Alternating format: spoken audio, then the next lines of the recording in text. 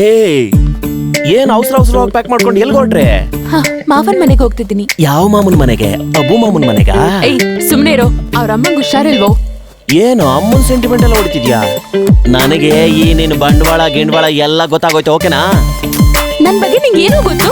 ನಿನ್ ಟ್ರ್ಯಾಕಲ್ಲೇ ಅಬ್ಬು ಟ್ರೈನ್ ಹೋಗ್ತಿದ್ಯಂತಲ್ಲ. ಏನ್ ಮಾತಾಡುವಾಗ್ಲೇ ಹೊಡಿತೀಯಲ್ಲ?